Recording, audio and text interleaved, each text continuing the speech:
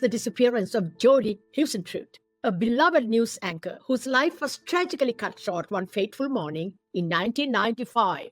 Despite countless investigations, the truth remains elusive, and the questions still linger. Jodi Huisentruit was more than just a local news anchor. Guys, she was a vibrant young woman with a bright future ahead of her.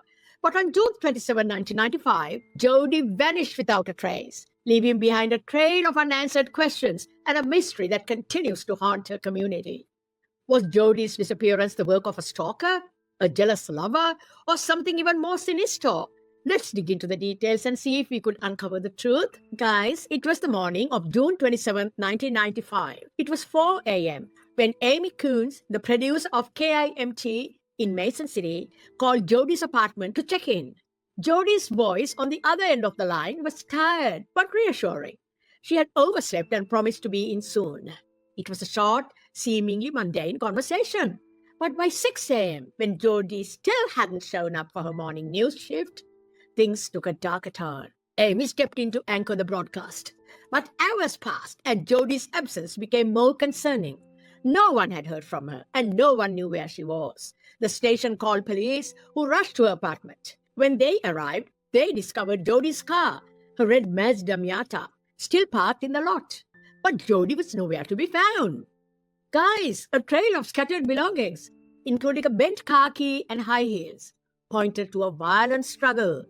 It was clear Jodi had been taken. To understand Jodi's story, we need to go back to where it all began. Jodi Huisentruit was born on the 5th of June 1968 in Long Prairie, Minnesota. From a young age, she had an infectious personality and a love for sports and broadcasting. After studying mass communications at St. Cloud State University, Jodi pursued a career in television journalism, landing her first role at CBS affiliate KGAN in Cedar Rapids. But it wasn't until she joined KIMT in Mason City, Iowa, that she truly found her place. Jodi quickly became a beloved local personality. Guys, with her bright smile, calm demeanor, and professional work ethic, she was the face of the morning news, welcoming viewers with warmth and reliability. But behind her polished exterior, there were complexities. Jodi had recently started a new romantic relationship, and sources suggest she might have become the target of someone who had been watching her closely. The morning of June 27th was not just any day for Jodi. It was supposed to be a busy day like all the others, filled with news stories, deadlines, and the familiar routine of the morning shift. But something was off. Jodi had been social the evening before, attending a Chamber of Commerce golf event with her colleagues. She had spent the night laughing and mingling with friends. But when she left the event, something seemed to have changed. Could she have been followed? Had someone been watching her all along? Guys, the possibility of a stalker, a jealous lover, or an ex-boyfriend has been raised in the years since Jodi's disappearance. Among many other theories, one stands out. The man she had been spending time with in the days before she disappeared. A man named John Vancis, who had been a friend and confidant, came under scrutiny after it was revealed he had been with Jodi just hours before her disappearance.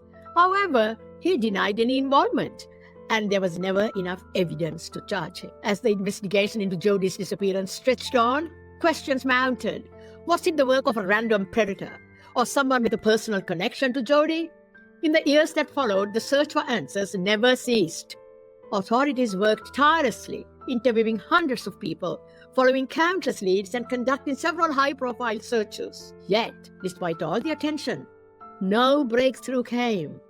In 2001, after 6 years of intense investigation, Jodi was declared legally dead. But this did little to quiet the questions. Her family, friends, and the community of Mason City refused to let the case go cold. Guys, the website findjodi.com was launched, and in 2003, a new round of tips poured in, reigniting interest in the case. In recent years, the case has seen renewed attention. In 2017, investigators focused on John Vancis once again, trying to track his movements using GPS data.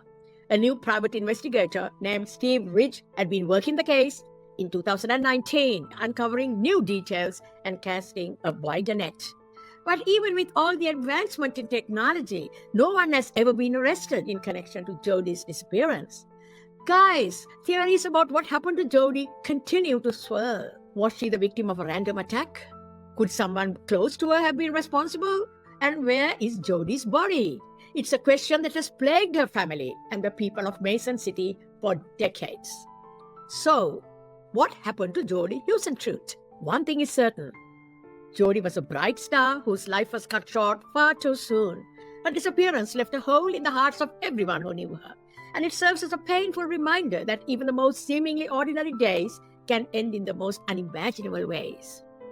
Thank you. Good night.